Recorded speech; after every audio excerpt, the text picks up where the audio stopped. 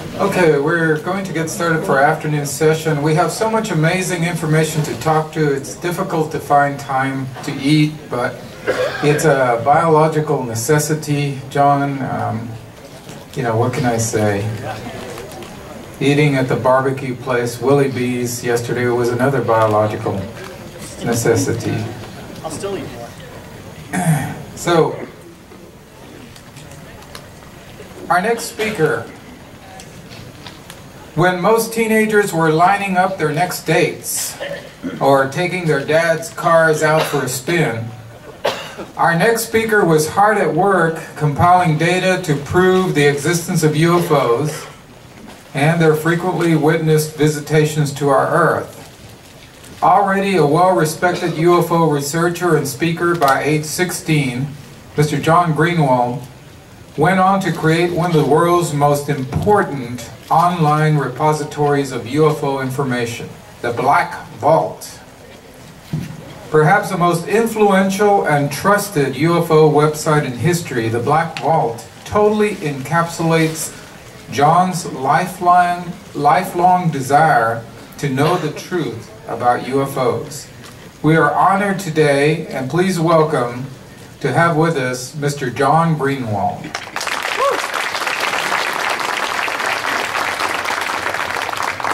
Thank you. Hopefully I can live up to that. I appreciate you all coming back from lunch. As a public speaker, it's always big fear whenever you're after a break, because you wonder, is everybody just not going to come back? So I appreciate you guys all coming back and seeing what I'm about to present. So when Noe first asked me, and let me first say thank you to not only Noe, but the library and the city for welcoming all of us. Last night was a lot of fun. And one thing that I would say about your town is it's an amazingly welcome environment. So I do appreciate that. But when I was asked to speak, Noe said, what do you want to speak about? And it's the hardest thing to summarize over 21 years of research in an hour. So I'm going to take a stab at it and do it in kind of a broad format. I want to start a little bit with my background so you understand who I am and why I started. As Noe pointed out, I did start fairly young. I was 15 years old. I was curious, like many of you probably are. You're here possibly for the first time. When I was 15, I was just kind of struck by this bug about UFOs. What were there? What were they, and where were they, and what could I find? And at the time, this was 1996, so sadly I just aged myself. But in 1996, Googling wasn't even a word yet. And Alta Vista was the search engine of the day. And when you would search UFOs, you would still get hundreds of thousands of websites, even back in '96. Now, you do it, as of the other day when I looked, it's like 38 million different pages to read. So the question mark for me as a 15-year-old kid was, what the heck do you believe? You know, you would read stories about the same incidents, the same cases. You'd see conflicting views back and forth. And it was very hard to figure out what is real, what is not. I was just talking to a young man, and I don't know if he's here right now, but asked me, you know, what kind of guidance can you give? And that's one of the things I brought up, is be careful with what you read. And as a 15-year-old kid, I questioned it. So I learned about this thing called the Freedom of Information Act, and I read a 4-page government document, which I'll talk about in a little bit, but it's been infamously known as the 1976 Iran incident. And I read this thing, it's 4 pages long, and I thought to myself, there's no way that this is genuine. So again, to being a teenager and curious, the government, there's no way the government would actually release this document. And so they said, if you want to verify that it's legitimate, file this thing called a Freedom of Information Act request. I had no idea what that was, but if the government was going to give it to me, hey, why not? So that's what I did. I formulated this Freedom of Information Act request, sent it off, and sure enough, that 4-page document came in the mail about a month later. It was 100% real. And I was struck that the government gave it to me for free, and that it was my legal right to actually obtain it. And so I raced back onto the internet and I looked for other websites, maybe there was more government documents. And at the time, there was absolutely nothing. And so I had to teach myself at 15 how to use the Freedom of Information Act. And I started filing requests at 5, 10, 20. There were days where I was sending 40, 50 letters at a time. I wasn't just going after UFO stuff. I pretty much deal with every government secret you can imagine. But what I did was I started getting all this information, documents that shouldn't have been there. documents that should not exist at all. If you take the government's word, I was getting piles of them. Not 10 or 20, not even hundreds, but thousands of documents that should not be there. And so what I did was I modeled my website, the Black Vault. It's my first shameless plug of the day. But theblackvault.com is essentially the website that I was looking for at 15, because I knew that I wouldn't be the only curious mind out there that was wondering what the government had. I modeled the Black Vault after that. It's morphed quite a few times over the years as technology's changed. But here we are 21 years later as I stand. 8,000 Freedom of Information Act requests I've filed, and I've compiled 2 million pages. And so it's been a wild ride the last 21 years. And what I want to do today is kind of focus in on the UFO issue. You heard from Nick and Stephen a couple things that I will touch on briefly today, and also even expand on. But what I want to do is paint that picture on what the government's history really is. We know that in December of last year, obviously there was kind of a story that rocked this entire field. What I want to do is go backwards, and the reason is I believe that history proves beyond any shadow of a doubt, not only is the UFO phenomena real, but when you actually take any and every skeptical explanation for what the UFO phenomena is, ultimately you're left with that extraterrestrial theory, and that's the only one that makes sense. It's the biggest cover-up, to be honest with you, that I've ever seen in 21 years. And I've tackled everything, name it. JFK assassination, biological weapons, nuclear weapons, chemical weapons testing on humans without their knowledge, mind control, parapsychology research, anything and everything that you could probably dream up. I can show you that the documentation was harder to get on the UFO phenomena than how they killed one of their own CIA scientists in a botched mind control experiment. Why is that? If this is just nothing but the swamp gas planet Venus or something that's easily explainable, none of that makes sense. So what I want to start with is a little bit of history. Now I won't spend too much time on this, but it is definitely worth a mention, because there are two things when dealing with the United States government and what they want you to believe about UFOs and aliens. Because they've responded to it in only two different really occasions. One would be the Roswell Incident. Now, as Stephen pointed out, there wasn't one, there wasn't two, there wasn't three, there were actually 4 separate explanations stretched out over the course of a couple decades on what really happened in 1947. Now, when I entered the field, again, this is what the government wants you to believe. It was 1996, it was around the time of the 50th anniversary of Roswell, and they came out with explanation number 4. Now, I was curious about it because I was young and naive, and I had already made the decision. It was the stupidest decision, in fact, that I've ever made in my life, and it turned out to be the best decision I ever made. And that was, I truly, at the age of 15, believed if anybody was going to tell me the truth about the UFO phenomena, it would be the United States government. And so that's what I did, was I pursued the government documents. Now, obviously, we know that that's not true, especially after you see what I'm going to talk about in the next hour or so. But around this time, when this came out, I thought, okay, now we've got an actual explanation for the Roswell incident. Obviously, if you go out to the street, people are going to know Roswell more than anything else. It's in our pop culture. It's what we hear about all the time. There's been television shows on it, not only documentaries, but scripted dramas. I mean, it's a very popular pop culture reference. So what was interesting to me was that they released this report, and it was hundreds and hundreds and hundreds of pages, and I was 15 and impatient and didn't want to read a word of it. So I got fairly discouraged. But at the same time, the government released what's called an executive summary. So what they pretty much do is they take a report that's this thick and they turn it into a report that's that thin. And so now you're speaking my language. That one I can probably stomach a little bit better. And in that executive summary were a couple bullet points. And these bullet points essentially took that big report and summarized it in just a few bullet points. Now you're really speaking my language, because I was lazy and didn't want to, read that 400, 500 page report. And so what I want to do is, I don't read a lot in this presentation, but I'm going to read a couple slides. This is the government's true explanation for the Roswell incident. They say, quote, aliens observed in the New Mexico desert were actually anthropomorphic test dummies that were carried aloft by U.S. Air Force high-altitude balloons for scientific research. Those were a couple of pictures of those dummies. So that's what they were claiming, that all of the witnesses, that investigators like Stan Friedman and quite a few others that were interviewing, they were just seeing these crash test dummies. The unusual military activities in the New Mexico desert were high-altitude research balloon launch and recovery operations. Reports of military units that always seemed to arrive shortly after the crash of a flying saucer to retrieve the saucer and, quote, crew were actually accurate descriptions of Air Force personnel engaged in anthropomorphic dummy recovery operations. They're painting the picture that anything that witnesses were talking about was easily explainable. Now I want to introduce you to Sierra Sam.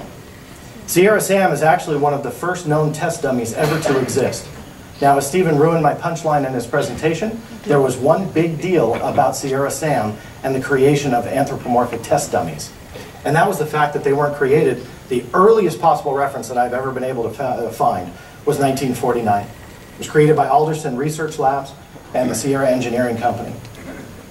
Now, I didn't mind this revelation because now we've discovered time-traveling crash test dummies that somehow were created in 1949, found their way back in time, pushed out of an airplane, and tons of witnesses mistaken those for alien bodies. Makes perfect sense to me, so I was buying this. One of the other points, also explaining the bodies, claims that the alien bodies at the Roswell Army Airfield Hospital were most likely a combination of two separate incidents. The first, a 56 KC-97 aircraft accident in which 11 Air Force members lost their lives. And the second was a 1959 manned balloon mishap in which 2 Air Force pilots were injured. Obviously, we can pretty much see the glaring error here. And what is it? Time-traveling Air Force pilots.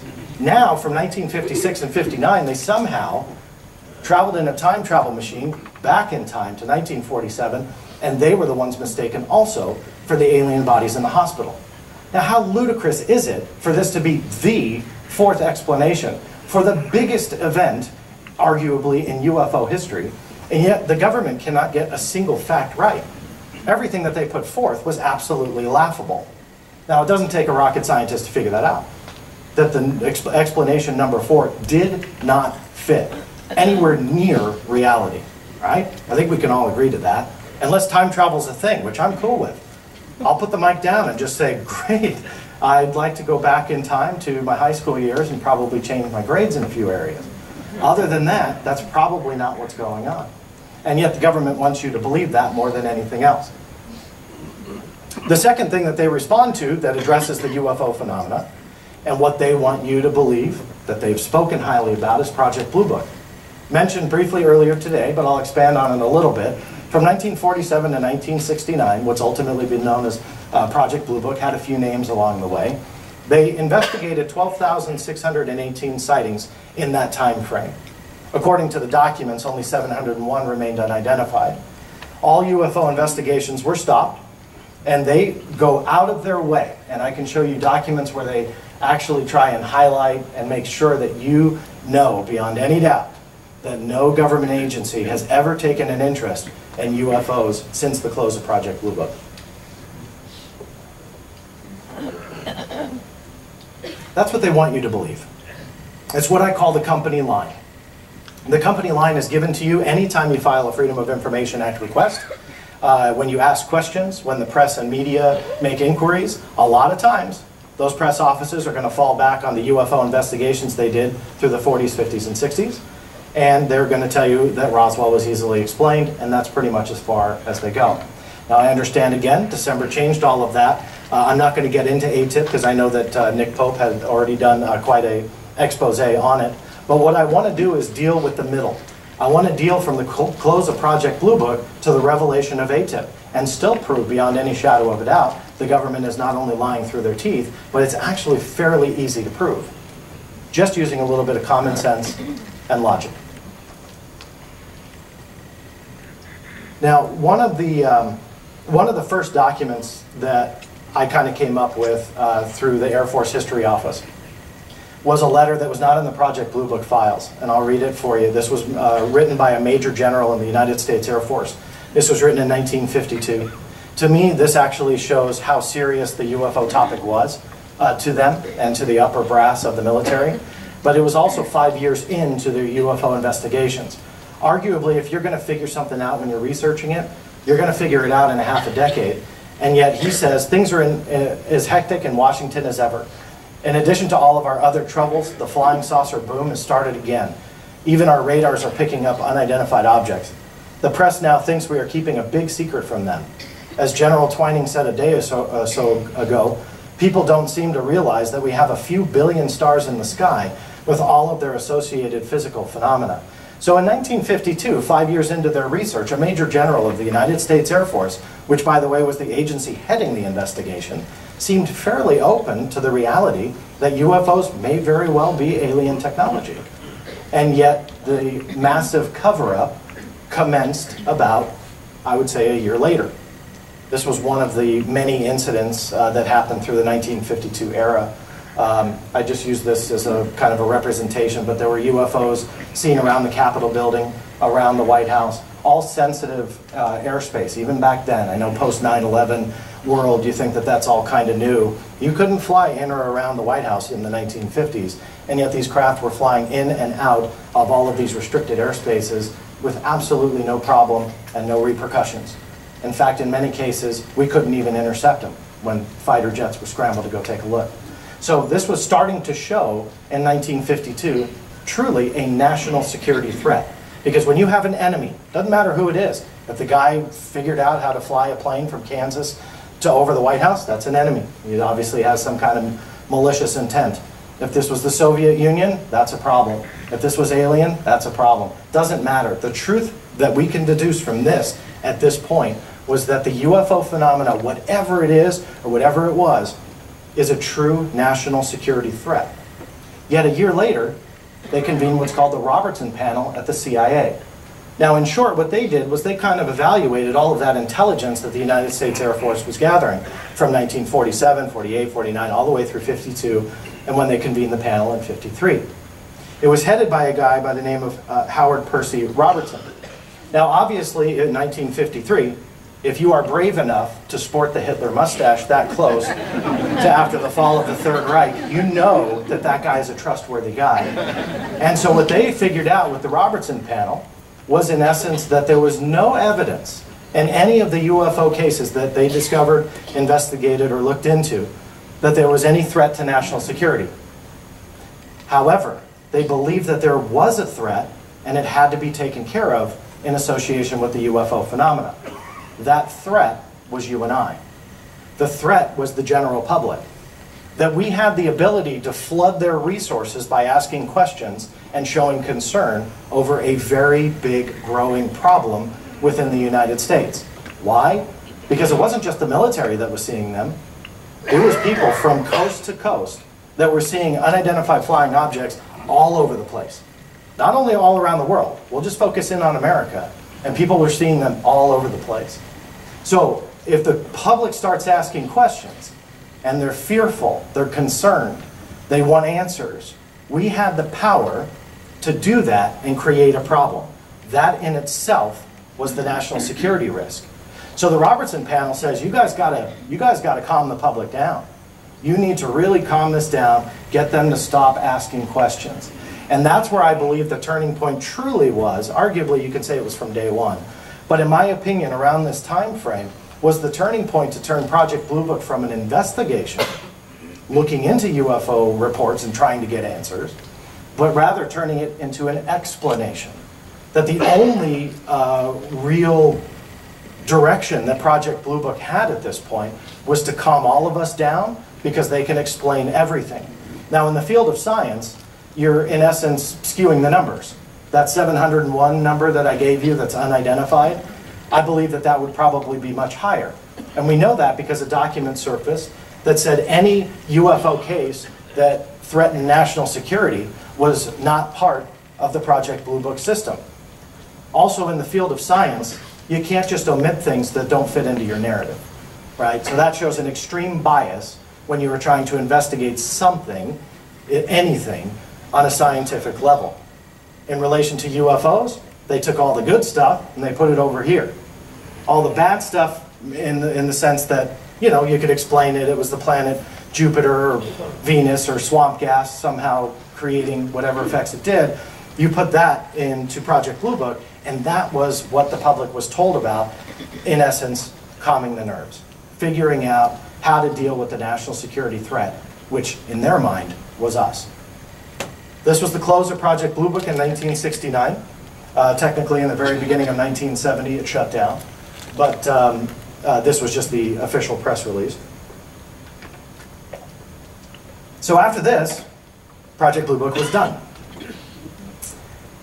According to the government, that's it. There's nothing to find. Don't ask any questions. Move along. There's nothing to see here. But as that 15, now 16-year-old kid, as I'm kind of looking into this and seeing the Roswell explanation, I kept pushing. And I kept asking questions. And those FOIA requests flooded to nearly every government agency you could ever imagine. And I was learning about new ones that I had never even heard of at that time. And I was filing FOIA requests to them too. I was trying to find anything and everything that I could. And I was finding quite a few documents. They were post-1969, which shows that the government did in fact have an interest. But on top of that, they went all the way into the 2000s. I'll show a couple of those in a minute. But in my process of doing this, I thought to myself, there has to be some kind of reporting regulation, because there's UFO documents that exist. They're collecting intelligence from other countries. They're archiving other newspaper articles on the UFO phenomena within the government archives. Right? These aren't just emails bounced back and forth. There are databases that they were taking UFO reports from the media. It's called the FBIS, the Foreign Broadcast Information Service.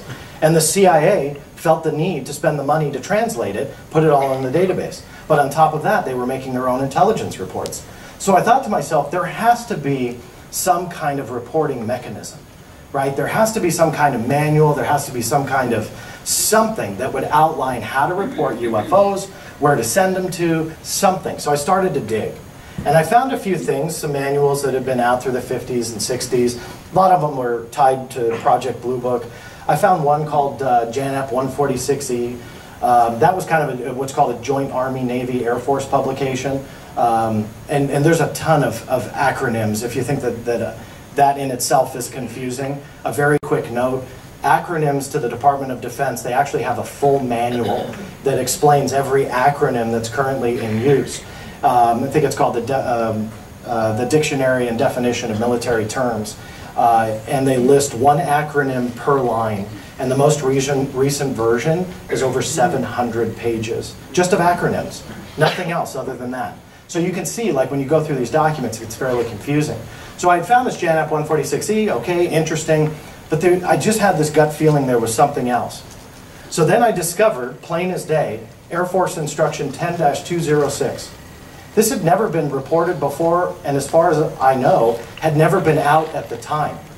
Now, this is a screenshot of the 2008 version. I had originally discovered it in 2006. But the reason why this was important, there were two things. The first thing, this was a United States Air Force manual.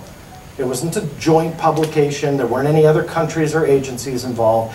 This was the United States Air Force, that agency that headed Project Bluebook, that wants you to believe that after 1969, we solved the mystery, planet Venus makes right-angle turns, don't ask any more questions, go away.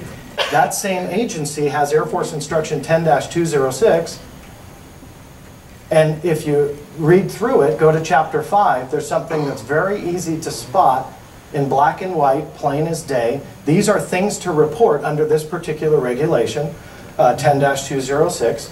You can see the third item of the list is unidentified flying objects. Now this was well into the 2000s at this point.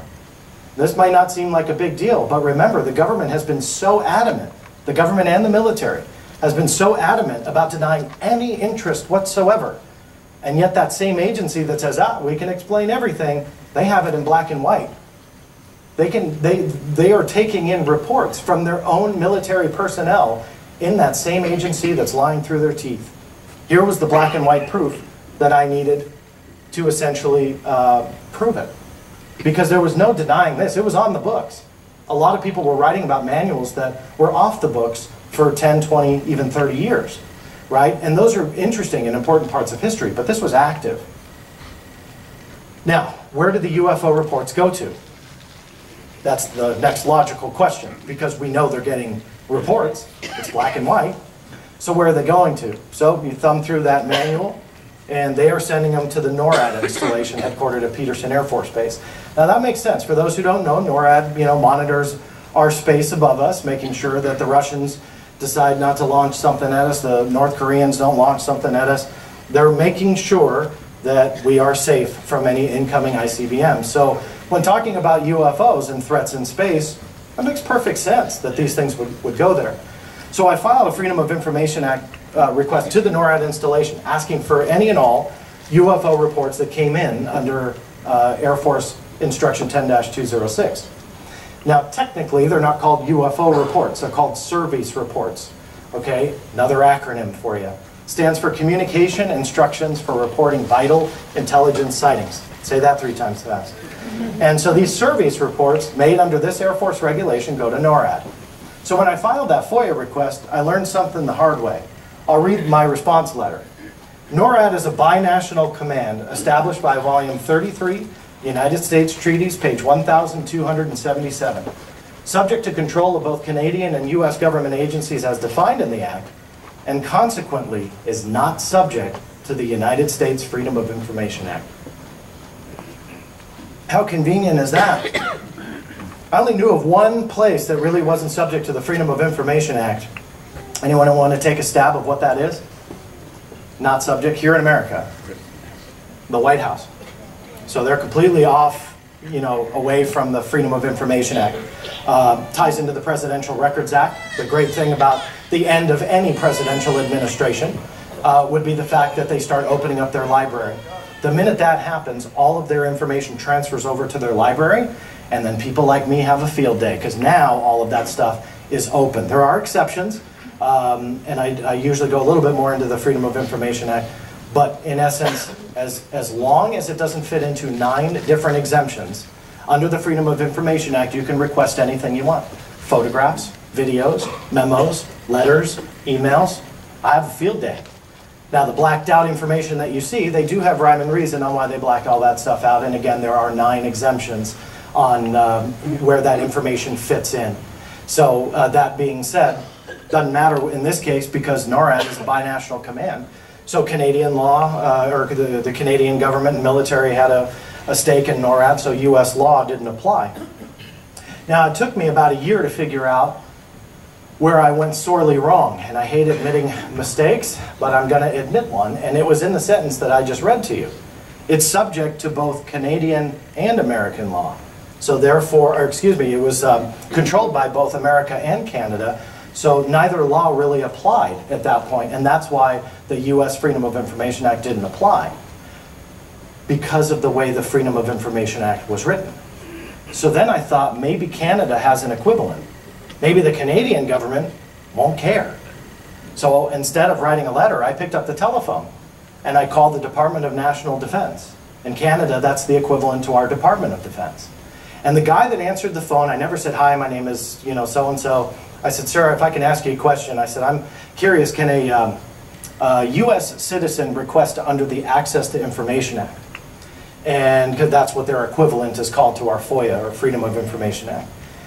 And you hear, well, I guess if the information has been released before, I don't see why not. And I said, oh, okay. Well, I said, well, this is what I'm looking for. I'm looking for these things called service reports. Service stands for communication, instructions. I only got that far. He interrupted me and he says, oh yeah, I got them right here. This is the guy that answered the telephone, had no idea that I was calling, and he had UFO reports within arm's reach at the Department of National Defense. Take that for what it's worth. And I said, I'm sorry? And he says, yeah, I like to keep these things handy. So I said, okay. Now, did I want to ask why? Of course. I was a pretty inquisitive punk teenager at that point, and I wanted to know more, but I also didn't want to harm myself getting them. Because the mere fact that these service reports existed proved beyond a doubt. Now they were not only interested in UFO reports, not only were they lying that they were collecting them, now that they were, it was easily proven that they were lying that they even existed. Right, so this was like what I needed. And I said, well, great. I said, is there a way I can get a copy of these? And he goes, yeah, sure, you have a visa? I'm like, yeah, I don't leave home without it. I said, sure, pulled it out. It was like the best $3.50 I've ever spent. And that's what they charged me. And sure enough, about 100 pages come into my mailbox Here's an example of one of them. Service reports, NORAD is all over it, all made and then received, all made, sent to NORAD, and then received through the Canadian government. Now this was, again, that proof that I needed. It was documented. Nobody could argue with me. No skeptic could go back and go, well, you know, they probably aren't really interested. This was more proof than I think anybody needed at this point to prove that cover-up and that lie. But what was real interesting was what that guy on the telephone from the Department of National Defense said to me right before I hung up. And he says, oh, by the way, this isn't all of them. And I said, really? He says, oh yeah. He says, we got boxes and boxes of them down in archives. And so the whole point is that they had reams of material that were made under these regulations that are called service reports, sent to the NORAD installation, and NORAD said, no, we don't collect them, we don't have any. And the Canadian government went, here you go, and just shoveled in my direction. It was an amazing discovery, and one that I think is very important because it showed that another government in the world was willing to be a lot more open than our own. I know that's not a big shock, but these documents tied in to that US installation that I was trying to file that Freedom of Information Act to, the request to, and they denied the whole thing. Now, I had lectured about Air Force Instruction 10-206 quite a few times. And I had worked it into a History Channel documentary that I produced. I won't be going into this, but that's kind of my secret other life. You might see me on a couple shows like Unsealed and stuff on History Channel. But I also work behind the scenes as a producer and a writer and director. And so I had worked in this 10-206 into one show that I did and was ultimately interviewed on camera for. It was called When UFOs Arrive. And it was part of their UFO Files series, and that was one of my big career breaks that I went on to produce and write. But it really didn't, in my opinion, other than that, get the attention it deserved. And the reason was because, again, not to repeat myself, but this was the agency that headed that UFO investigation, and this is the agency that was lying about everything. And this was their own manual. So I got a phone call from a buddy of mine, Lee Spiegel, who I've known for many, many years, awesome investigative journalist, no longer works for the Huffington Post, but worked at the time, and HuffPo was doing a story on the Black Vault and myself, and Lee gave me a call and said, we'd like to profile, let's say, the top 5 documents that you've received over the years. And I said, sure, and so I made a list, a very common question to get asked, and I made a list, and on that list was Air Force Instruction 10-206. And so he was really intrigued by that because not only did I give it to him, and not only did he see the importance of the document, but I was able to show him and navigate, and let me tell you, military databases online are like the most convoluted things to try and navigate. I mean, they use technology that's like 15, and coding that's like 15 years old. But I was able to show him, you can download this from the Air Force now, if you don't believe me. And so he really got a kick out of that. Not that he doubted my credibility, but the fact that the Air Force was in essence hiding this in plain sight. That if you knew where to look, you just go on there, download the information, and there you go. You didn't have to trust John Greenewald for it. You didn't have to go to some Black Vault site. You can download it from the Air Force, so that's what he did. Now, he did what any investigative journalist would do. He picked up the telephone himself, and he called the Pentagon for a comment. In essence, the question was going to be, hey, in one breath you guys are saying, sorry, I almost said lying, but his question would be, you guys are saying that you have no interest in the UFO phenomena, yet you have a manual on how to report it. Why is that? And so he left a message for the Pentagon, and no one got back to him. He called again, yet again, no one got back to him. And I remember I was visiting my sister out in like the Palm Springs area, a really hot area of Southern California. And it was fairly late at night. He was on the East Coast, I was on the West. It's really late for him. It was late for me, it's really late for him. And he calls me, he's like, John, you're not going to believe this. And I said, what? And he said, I went back onto the website to download the 10-206. I'm finishing up my story. Pentagon never got back to me. I said, okay. And he said, Chapter 5, which is the chapter with unidentified flying objects in it, he says, Chapter 5 is gone. I'm like, come on. Remember I said that the government databases are really hard to navigate? So, no offense to Lee, but I thought, okay, he's in the wrong database, he clicked on the wrong thing, sometimes it's confusing, you don't always, you know, you think you're downloading one thing and then poof, something else shows up. So I said, okay, tell you what, let me get home, let me drive home. It was like a 2.5 hour drive from my sister's house. But I said, let me get home and kind of research it and see what's going on. Sure enough, Air Force Instruction 10-206 was completely rewritten. Chapter 5 was completely erased. It now had something to do with hurricanes, and the publication date, because on the top when I told you it was a 2008 manual, the publication date was about 48 hours after his original phone call. What are the odds of that? I'm able to show also, in case there's any skeptical minds in the audience, because I'm the same way. Well, the manual could have been created a long time ago and kind of forgotten about. Then somebody wants to put the spotlight on it and they realize, oh, you know, we don't care about UFOs, let's take it out. I can actually show the progression of 10-206 over the years. They actually edited it multiple times, all around that UFO chapter, but they never took it out. And my whole point is they had an interest in UFOs. But now, a major media outlet was actually going to profile it and give this document its time in the spotlight, which it deserved. And the Air Force just turned around, deleted the entire thing. Didn't make any sense, because there's nothing to see here, but that's what the government did. So 10-206 now is gone. So that story is the only thing that remains. Again, would it be a coincidence? Well, I'll finish the story this way. The United States Air Force and the Pentagon finally did call Lee back. As far as I know, they explained the whole thing as a coincidence.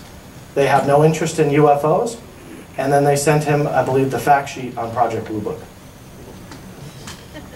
In other words, the company lied. Well, we know that that's not true by using the own information they gave us, but that's what they wanted the media to believe. So that's the United States Air Force. Let me kind of switch gears and move on to the Defense Intelligence Agency. Now, the Defense Intelligence Agency is a pretty fascinating agency. At the age of 15, when I first started filing, I'll be honest with you, I didn't know what they were. I'd never heard of them before. I mean, you hear about the CIA and you hear about the FBI and the more common ones. But the DIA was a different agency altogether. So I filed FOIA requests, quite a few of them, looking for different types of UFO records, see what they found. That 4-page document, which I'm about to talk about, that I originally found, that I doubted was even real, came from the Defense Intelligence Agency. To my surprise, it wasn't just that 4-page government document. I started getting hundreds of pages on the UFO topic. This is what they look like. Not 1 or 2 or 5 or 10. Hundreds of them that I could line up and bore you to death with thousands of slides showing these one by one, character by character, that whatever it is about the UFO topic is highly classified. And in fact, to give the government credit, they didn't want to use a whole lot of black ink. So if you look closely at the documents, they actually took a razor blade to them. They cut out the paragraphs that were classified and photographed that. So they didn't even want to waste the ink. Tells you how much they were actually redacting. And so they sent me these things, and I'm getting them, like I said, hundreds at a time. The most interesting part, though, very few of them came before the date of 1969. The majority of them were well after. These are in the 2000s. So whatever is classified about UFOs, these documents were showing it was still classified to this day. There was something that's sorely wrong with this topic, and the government could not cover it up because of the tools like the Freedom of Information Act and really pesky, annoying people like myself that were saying, give me, give me, give me. And a lot of these records, not all of them, but some of them had never, ever, ever seen the light of day before. And I was starting to get these documents in the mail. And so it painted a very big picture to me on how classified this actually was. Here's a couple more pages. So again, you can see nearly top to bottom, there's only 2 lines of actual text on that one. The other parts are routing codes and transmittal codes and stuff like that. But I mean, really only 2 lines of content and redacting the rest of it. All of these were classified secret and top secret, so ultimately very high levels of classification. And you obviously can't argue that they're blacking out names or addresses, because that's just silly to even think that. Although people do try to explain that the only thing classified would be names. We know that that is not true whatsoever. Now, onto that infamous 4-page document that I talked about. So I want to expand on this because, again, the Defense Intelligence Agency was the one that had this record. I do not claim to be the one that found this. This is just what got me interested. But I thought you guys would find the actual story interesting. And sadly, the pilot involved in this just died about 72 hours ago. But this was an incident that happened in 1976. The story, and I'm going to tell you the story from the eyes of the document. This is what that 4-page document outlines. There is some controversy when the pilot came forward on some of the facts in the document, but for me, I just deal with what is written on paper. The story is fairly straightforward. In 1976, the local air base there in Tehran in Iran was receiving multiple phone calls about a UFO that was seen over the city. Now the base commander was trying to say you guys are seeing stars, but after the second and third phone call, he got a little bit curious because the calls kept coming in. So he grabs some field binoculars and he goes outside and he sees it visually with these field binoculars and he realizes this object shouldn't be there. We don't have anything in the air that would account for this, nor should that object be where it is. So he scrambles an F-4 Phantom jet to go take a look and intercept the object. And when that F-4 Phantom jet gets about 24 nautical miles from the object, which I think is about 26 regular miles that we know of, 24 nautical miles, all of the communications and all of the controls on that F-4 Phantom shut off. Right? He loses everything. As he disengages the object, it appears like everything came back on. Now they thought it was a plane malfunction, so they land the F-4 back at the base. 10 minutes later, a second F-4 Phantom jet was scrambled and got to about 24 nautical miles to engage this primary UFO. At this moment, at 24 nautical miles, a second UFO appeared out of the first one. This one then, a split second later, jets straight forward to the incoming F-4 Phantom jet. Now to any fighter pilot, when something comes out of the craft you're engaging and it shoots at you, what do you think it is? It ain't a friend. So he goes to arm his AIM-4 missile. This thing's coming at him, he's going to fire back. So he's ready to fire in 3, 2, 1. Everything shuts off. Nothing works. No controls, no communications. In essence, he's a sitting duck. As he watches, and this is all in the report, as he watches the second UFO, because at this point, I think it's obvious it's not a missile, because the report explains that it makes a dip, loops around his aircraft, then goes all the way back to the original UFO for a perfect rejoin. At that moment, the pilot, and this document dictates that a third UFO was seen out of the side of the original craft. Now this thing seems pretty big, right? The pilot describes it in this report as being 1/3 the apparent size of the moon. So what that means is that when you see the full moon at the sky, at about 20 plus miles out, 24 nautical miles to be exact, he sees it about 1/3 the diameter of a full moon. So that's a fairly sizable object, especially when you've got multiple craft coming out of it and showing some signs of intelligence. So this third thing comes out of the side of it and ends up going just above the ground, casts a light about 1/3 of a kilometer in diameter. And then the report gets really weird, because what happens when a craft goes right above the ground and casts this light, right? Do little beings come out? Like, are aliens there? Does the thing explode? Does it shoot off into the distance? Warp speed? What happens? We don't know. The document skips that entire spot. There's no editing, no blacked out. It just skips it. And then it says that the pilot regains controls, sees a fourth UFO on the way back to base, ends up landing. He still had instrumentation problem. He had to go way out in the desert, turn around and come back for a long approach. So his aircraft was still affected. They flew out to the location of where that third UFO either landed or hovered above the ground or whatever it did, cast that light. They flew out to the general region in a helicopter with the pilot. They didn't see anything, as the report says. They did collect soil samples to test for radiation, and they questioned residents that lived nearby. They said, "Did you guys see anything?" And they said, "Well, we saw a lot of bright lights and heard loud noises through our window. We sure as heck didn't go outside." And that was it. The report ended with radiation test results will be forwarded when available. And that was it. So that's all from a 4-page officially declassified government document. Here's the fascinating part that I learned, and it didn't dawn on me in the beginning, but it dawned on me years later. There were 2 fascinating parts about this document. Number 1, I could read it. Right? Think about that for a second. All those blacked out documents I just showed you, the 1976 Iran incident wasn't blacked out. Now think about how fascinating that record really is and really sounds, and I was able to read it. It was also primarily unclassified. Now the one that's on the screen shows confidential. Now the reason why I showed this one is this was the only other variation I was able to find of the 1976 Iran incident document. Pretty much verbatim, everything was the same, with the exception of one thing, and that was a paragraph from a United States Air Force a captain. And the captain of the United States Air Force said, and I'm not going to read it verbatim, but in essence, there's a lot of things that happen in a pilot's career. Very rarely does something truly warrant a further investigation, and this is an example of one of those cases. But what's going to happen is probably the United States Air Force and the military will cover it up and bury it. They'll shove it in a drawer somewhere and forget about it. And that's what he said. That was the only difference. And that thing was classified secret, got downgraded to confidential, and then ultimately was released to the public.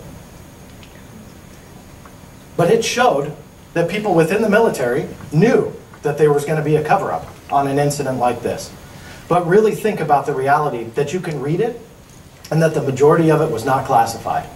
And then you really start thinking about all those blacked out documents that I showed you that are secret and top secret. If I can read that, what the heck is under those? Right? Really start thinking about it. And when I said in the beginning about the skeptical explanations for the UFO phenomena, you really can etch out every skeptical explanation that skeptics will try and throw at us, the professional debunkers. All you need are some of these documents, and it proves beyond any shadow of a doubt that their explanations do not hold water. The only one that really you remain with, and I'm not saying this is the truth, I just put it out there for you guys to decide. But when you evaluate everything, that extraterrestrial connection is one of the only ones that makes sense. And it's documents like this that really ultimately prove it. Another interesting fact about this, Noe, how much time do I have? About 10 more minutes. 10 more minutes. All right. No pressure. So one of the things about this document is what's called the distribution list. And this is also 15. It's growing. If I ask him again, can I get 20? 16. Oh, well, that's meet me in the middle. Perfect. So the distribution list on the top of documents, ultimately what a distribution list is just that, where the document is distributed. A CIA intelligence report generally doesn't stay at the CIA. It gets distributed to other agencies. They try and share a lot. I've got countless examples of where they don't. But they do try and show a little bit of openness with each other. This way I can keep track of my growing time here. And so this was the top of the 1976 Iran incident. Again, that key point here, 1976. 7 years after the close of Project Bluebook, remember, they've solved the UFO mystery. They don't care about it. They don't take reports. They're not interested. Yet you look at this, and they felt the need that the CIA should be involved in receiving this intelligence. The National Security Agency, the Chief of Staff of the Air Force, Chief of Naval Operations. You can see it's quite a list, Secretary of State. But the one smack dab in the middle was the President himself. That they felt the need to make sure that the President and the White House was still in the know on what was being collected about UFO intelligence. I have no idea why. I mean, I'm sure that we can try and guess. But I think what we can ultimately deduce is this is an interesting, fascinating topic for us, but one of grave interest to the United States government. One of a national security concern to the one that actually inhabits the Oval Office. And this document, among many others, actually proves that they were all on the distribution list well after they solved the mystery. The National Security Agency has a fairly interesting history with UFOs as well. I started filing FOIA requests to them pretty much on day one. And their history was kind of, to summarize it, was like this. There was a advocacy group called the Citizens Against UFO Secrecy, or CAUSE, that in the late 70s, early 80s was utilizing the Freedom of Information Act, and they were targeting the NSA to try to get them to release all their UFO records. Now, according to the NSA, their final decision on that Freedom of Information Act request was that 100% of it was classified. Now, under the Freedom of Information Act, when you get a decision you don't agree with, your next approach is an appeal. So you appeal. Now, you got to really ultimately work hard at proving your case, but by law, that's what you do. You submit an appeal, you say, I disagree with this decision for reasons X, Y, and Z, and you move on, and hopefully you get a response that you're looking for. If your appeal is denied, the next step is to take them to court. That's what happened in this case. Cause was denied on their appeal. They took them to court to try and get the information released. Now, what happens when you go to court with the Freedom of Information Act, because you're dealing with top secret information? In this specific case was top secret information. And what happens is the judge, who is not cleared to see it, gets what's called an in-camera top secret clearance. Ultimately, he's not given a top secret clearance, but he's given a clearance to look at a document that was created by the National Security Agency that outlined why that UFO information could not be released. They also made a second, very less interesting document that was unclassified, and that was released to the public to try to explain why UFO information should not be released. These are just a couple of the pages of how today, this was just in the last 24 months, that the National Security Agency still views the reason for UFO information and the lack of release of that information, it's still considered top secret. This was part of the affidavit that we got released over the years. The kind of neat thing about it was after we fought even more, and when I say we, there were a couple of us that were hammering with FOIA requests and appeals to try and get this information out, because they released the affidavit in a heavily redacted form. It took quite a few more years to actually get what totaled about 300 or 400 pages of top secret information. This encompassed what the NSA did not want to release to cause in the early 80s. So we finally got them to release it, but obviously, as you can see here, there's just simply not that much on it. There are some cases where there are documents that have 2 words on it. The rest is blacked out, and in many cases like this one, they started using white out in the middle. That way it didn't have such a striking effect when you show it in a slide presentation. So they just use white instead of black, but that's what they were doing. Whatever was going on within the NSA's walls and their connection to UFOs, whatever it was still considered top secret. Now, for those who ever want to utilize the Freedom of Information Act, I'm going to tell you one more lesson about it briefly, and that's called a mandatory declassification review. Now, what ultimately a mandatory declassification review, or an MDR, what that means is, and I'll use the NSA documents as an example. That document, the affidavit that you saw that was just blacked out, they released that, to the general public in the mid-'80s. And they, in the mid-'80s, went through blacked out because of based on top secret information at the time. If you request that in 1995, 2000, 2005, they will always send you that document that was redacted in 1985 and never re-review it unless you file an MDR. An MDR requires that any document that hasn't been reviewed in the last 3 years to be re-reviewed for the classification requirements of that day. In short, because if that was confusing, what's classified in 1985 is not necessarily classified in 2018. And so what I did was I filed an MDR on not only that affidavit, but also 100%, they're called comment reports, C-O-M-I-N-T, communication intelligence. And these comment reports, 100% of them, I agreed to pay a bigger sum than I've ever agreed to pay in a FOIA request, because you have to do that. And after about a year, I finally got my response. They sent me another copy of the affidavit that did have less redactions. That's what I showed you, so that's up to date. However, the hundreds of comment reports, the ones that actually have the juicy information, they lost them all. Not half of them, not 20%, they lost 100% of them. Just poof, gone. They blacked out or whited out the originals and somehow shredded the rest. How is that even possible? And yet that's what they wanted to claim. I did the same thing, requesting an MDR on all those blacked out documents I got from the Defense Intelligence Agency. I submitted that. Now, it's a completely different agency, completely different request. What do you think their answer was after waiting about a year? They lost every single one of them. Couldn't find them. Now, what are the odds that that happens with one agency? In my experience, pretty nil. The odds of it happening in 2 different agencies on a very similar topic doesn't make any sense whatsoever. And to me, just adds to that fire of one of the biggest cover-ups that the government and the military has ever tried to achieve. Now, are they achieving it? Kind of, because we don't have the answers.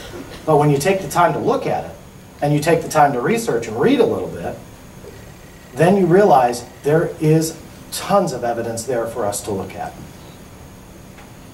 One other, because I'm running out of time here, I won't go deep into this particular case, but I'll give you just kind of another absurdity when it comes to the Freedom of Information Act. This particular case was a Japanese airlines pilot who saw UFOs outside of his commercial aircraft, reported it, and so years later, this was in 1986, November 17th to be exact, I filed a FOIA request, I would say this is probably about 6 or 7 years ago now, for FAA records on this particular case.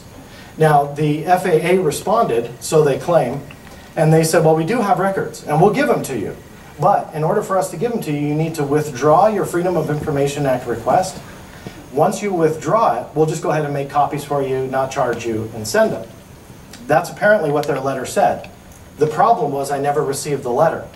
And at the end of the letter, they said that if they did not hear from me within 30 to 60 days, I believe it was 60, they were going to shred everything, destroy it. That's exactly what they did. I didn't find out about it until I took the time to follow up and said, hey guys, it's been years. You know, like, where's my response? Like, what's going on here? Even though it's not too uncommon to wait years, for that particular agency it was. And their letter says, as of this date, I've not received your withdrawal. If I have not heard from you by July 12, 2001, we would consider your request canceled. In addition, all documents pertaining to this UFO sighting, and that's how they spelled it, will be destroyed in 30 days from the date of this letter. So, excuse me, it was 30, not 60. So, I didn't receive that letter. And what do you think happened to them when I followed up? They shrugged and said, sorry, we destroyed them all. They were gone. So the absurdity here is that that's not normal. Why would they ask me to withdraw a Freedom of Information Act request? In 8,000 FOIA requests that I've filed to nearly every government agency that you could ever imagine, I've never had a case of that, ever. So why did they do this on this particular UFO case? Then all of a sudden, my request cued them to destroy it within 30 days. I know some of you are going like, thanks, John. It's your fault now. You had to request them. I really had nothing to do with that. But for whatever reason, they just made it up. Like, well, now that you requested it, we'll destroy them in 30 days if we don't hear from you. Doesn't make any sense. And yet, those are the kind of games that they play and that they try and pull off. And it doesn't make any sense. Here was the letter that said, the records you requested were destroyed in accordance with FAA order, blah, blah, blah. In other words, they shredded everything. It was gone. So 5 minutes. So I'll end with the CIA. And this is just kind of drilling the point that information when it comes to UFOs, and I briefly mentioned the FBIS, or the Foreign Broadcast Information Service. When I first went after documents with the CIA, the story was very similar with the NSA, in that they had hundreds and hundreds of pages, and they wanted to charge me about $150 to $200 to receive them back in the day. The problem is that the documents, when they searched, remember I said they always release the same document unless somebody requests they re-review it? In essence, they did the same thing with UFO information. They took that pile that they compiled in the early to mid-'80s, and there it stood, and they were selling it for like a decade, 2 decades after, and never searching for information UFO related from that date on to present. And so what I requested over and over, they kept ignoring me, I requested, I don't want that stuff that you're charging me for because it's been out and been around, plus I had already had it, I had paid for it. But they kept sending me the bill anyway, even though it was paid. They said, you know, the package is available for X amount of dollars. And I said, you're not reading my letter. I want the stuff dated after that, And it took about 1.5 years or 2 years of fighting, going back and forth. I believe, in fact, that was the case that I got Senator Dianne Feinstein involved, and she actually went to the CIA on my behalf, asking and making them release those records to me, or at least search for them and deal with my request properly. And Feinstein, you know, got him to respond, and of course the CIA's explanation was the letters had crossed in the mail. But be that as it may, they gave me a stack of about 1,000 pages. That was just after they sent me another bill, by the way. But I paid that, had to save, you know, my pennies for it, but got the stack of records. And each and every last one of those 1,000 pages that I literally fought for years over were newspaper articles. I felt the same way, actually. They were newspaper articles. That's it. No UFO intelligence that we've been used to, no blacked out information that we've been used to. And it was like all of a sudden they just got tired of hearing from me, printed out a bunch of newspaper articles from the Foreign Broadcast Information Service, and then they sent that, trying to pass that off as the fact that they no longer had an interest in UFOs. They only had these newspaper clippings. It does show that they do have somewhat of an interest. At least we can prove that the CIA was collecting foreign newspaper articles on UFOs, taking the time to translating them, taking the tax dollars to translate them, and housing them in the FBI IS database for intelligence purposes, because they do utilize that for intelligence purposes. So at the very least, at least we can see and prove, this one's from 2006, we can prove that beyond shadow of a doubt, they still cared. They were still watching. And the CIA was that, again, another nail in the coffin that showed beyond that shadow of a doubt that the UFO phenomena was real, that they were lying through their teeth about it, and documents that shouldn't exist actually existed in mass.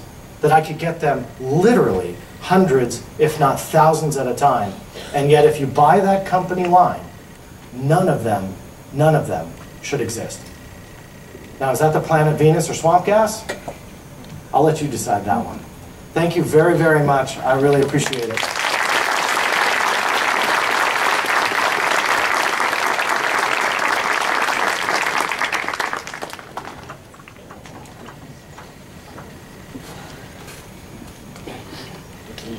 We appreciate John very much. We've actually been trying to get him for a couple of years, so I'm glad we could finally arrange him to come down here.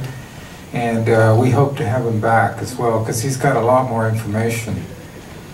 We're going to kind of speed up the start of the documentary we're going to show, so we're going to take a very short break, and in about 10 minutes we're going to roll the South Texas premiere of a brand new documentary that's been done by Jennifer Stein on Travis Walton's 1975 UFO abduction.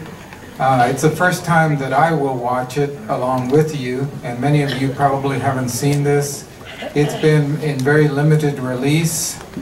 And but what's really neat about this, and I just kind of quickly previewed it, was it has interviews with all of the first-hand witnesses from back in 1975. All of the loggers who were with Travis in the forest when the UFO appeared, the sheriff, all the pertinent players, so that when Travis comes on and actually talks to you about his experience up here on stage, you will have seen and heard firsthand from the lips of all of the people who lived through it.